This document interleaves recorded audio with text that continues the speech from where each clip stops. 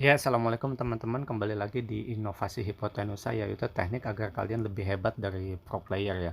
Di sini ada pertandingan seru banget, lebih seru dari pertandingan RRQ dalam bertahan, RRQ dalam bertahan, ya EVOS dalam menyerang gitu. Di sini benar-benar seru banget gitu. Dimana kalian menghancurkan makro makro chemistry ataupun ibaratnya mekanik musuh yang lebih hebat dari kita semua. Sementara di kita, aduh, gameplaynya jelek banget gitu. Tapi kita bisa membalikkan keadaan secara setahap demi setahap dan sangat efektif gitu. Kalau misalnya kalian atau misalnya untuk RRQ lah dan Onyx sekarang yang mau bertarung dengan Blacklist gitu, ini cara memusnahkan makro gameplay mereka ini seperti ini, sangat efektif. Di sini lihat turret damage-nya sangat besar sekali dari hero core-nya gitu. Di sini 29.000 itu lebih besar, sangat-sangat besar ini. Padahal dilihat dari segi point kill jauh tertinggal dari God, apalagi ya, dari lihat aja di sini kita ya ibaratnya ada dua bronze gitu ya. Nah, ini udah kita tanpa basa-basi lagi kita akan lihat pertandingannya. Kita akan lihat.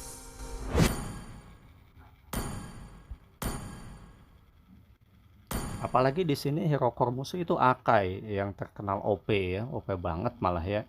Soalnya kita nggak bisa mengcounter Akai itu kalau misalnya dia menjadi ini tuh apa sih?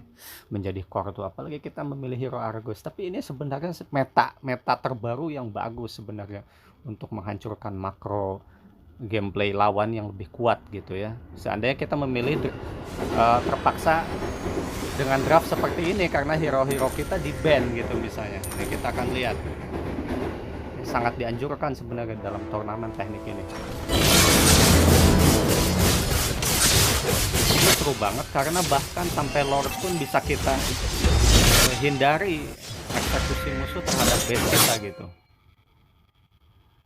Di sini kita dirusuh terus, kalau kita dirusuh, apalagi dia tahu core kita itu core yang late game ya. Makanya jadi benar-benar di sini resource kita benar diambil gitu. Kita tidak akan menemui hal ini dalam gameplay pro player sekalipun di M-Series ya, karena ini sebuah inovasi yang harus kalian praktekkan.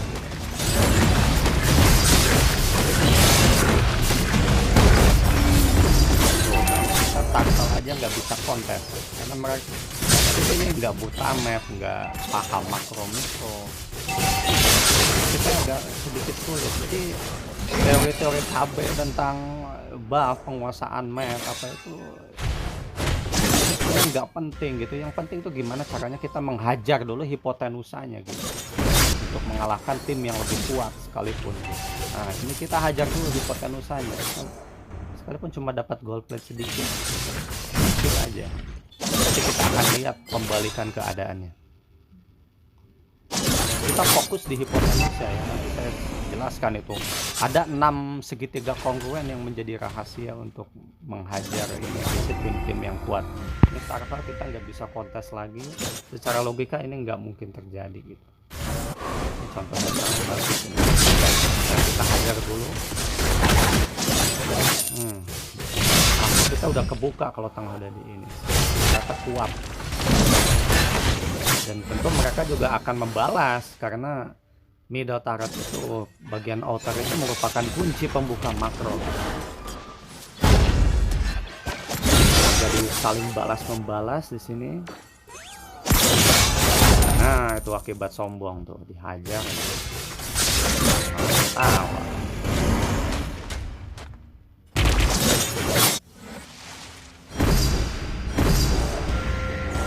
Jadi dalam hal ini untuk menuju memenangkan pertandingan kita bukan fokus di point kill atau gimana caranya MVP itu salah. Makanya kalau ada pro player yang mencari MVP itu berarti bukan pro player sejati, bodoh itu. Jadi dia kenapa bisa bermain bagus dan karena tim-timnya itu anggota timnya itu ya emang mekaniknya bagus semua gitu. Kalau mekaniknya kebagian yang jelek gitu ya akan jadi bulan-bulanan aja. Makanya pro player itu bagusnya solo juga gitu, sehingga kita bisa lihat kemampuan dia yang sebenarnya gitu ya. Kadang lucu juga pro player juga kadang mainnya sama pro player lain tapi kalah juga, makan joki-joki kan gitu. belum layak dikatakan pro player. Itu seorang yang bisa memandu tim sehingga mengeksekusi base musuh secara efektif dan efisien, itu baru pro player sejati. Makanya kan pro player kita belum bisa ngalahkan Blacklist karena belum sejati, nggak paham permasalahannya di mana. Yang ada mereka ngelihat hero OP, ngelihat soft skill penting, tapi yang penting itu teknik untuk menghajar hipotenusanya gitu. Nanti akan kita udah buatkan sedikit blognya ya, websitenya juga ada, supaya industri game Indonesia tuh maju dan bisa membuat game lebih hebat dari Mobile Legends ke depannya gitu ya. Jangan jadi badut. Nah, kita dikejar-kejar. Lihat, bahkan sampai kita dikejar-kejar, konsentrasi mereka sangat terpecah di sini.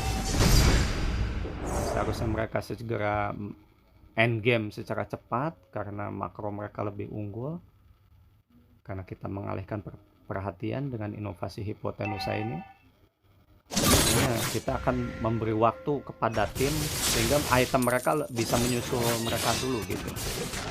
Item tim kita itu bisa menyusul tim musuh lawan gitu, sehingga nanti kalau misalnya tim fight akan adil. Nah, kita hajar dulu kan hipotenusa sebelah kanan, sekalipun kita jadi tumbal. Itu konsep ini juga namanya di check push sebagaimana video-video sebelumnya. Nah, di sini sebenarnya kalau mereka bagus gitu, kompak banget, kita langsung end. Ternyata di tim kita masih ada ya kelebihannya Atlas ya, masih bisa karena itu kita harus segera eksekusi cepat. Kita rotasi dengan sangat cerdas aja gitu. Nah,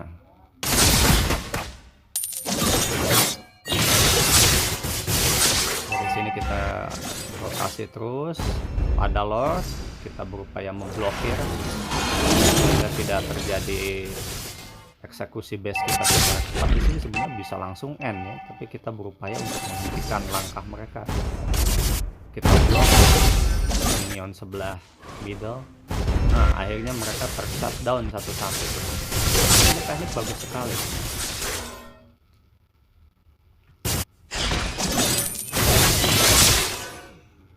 Tadi Lot berada di posisi tengah karena kita blok terus minionnya dari arah depan. Mereka akan sulit meng-engage base kita karena nggak ada lagi backup minion. Seperti itu ya. Satu persatu udah mulai kita take down. Sini. Lot tidak mungkin kita mengkontak Lord. Juga bisa dapat Lord dari sinilah mulai pembalikan keadaannya. Inilah seperti ini. Teknik seperti ini tak akan kalian jumpai di MPL kecuali core-nya itu dual core. Nah, dikira end. Nah, seperti ini.